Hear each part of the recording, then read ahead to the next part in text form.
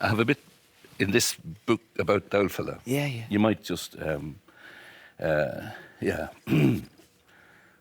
My father was not quite a farmer nor a fool, but came close to proving me wrong on both counts at different times in his life.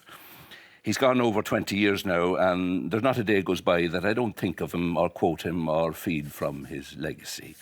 A true man and father of his time, properly embarrassing to no one but his own. Awkward and straight at the same time. A man with a sense of what was just and what was just nonsense.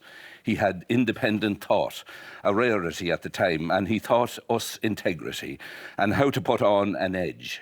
He hated to see someone cutting grass or a hedge or bread with a bad edge. Sharpen the knife and the blade, it'll do the work. I never hugged him or him me, but I do remember sitting on his knee as a child and rubbing his stubbled chin. He rarely went unshaved, but this day he had growth on his face, and I was fascinated by its roughness to the touch.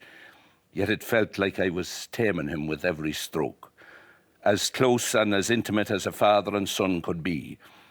I didn't feel pride or love or joy. It was just being on my daddy's knee and stopping him from having his tea.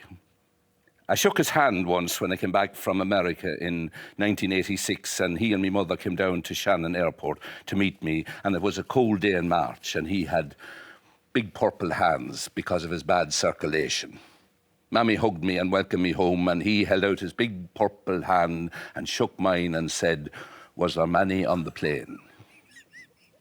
And I touched his face again after he died. It was cold and devoid of life. So I chose to remember him when I was just a child, when he bounced me on his knee and said, "Up, up, little horsey, up, up again. How many miles to Dublin? 80.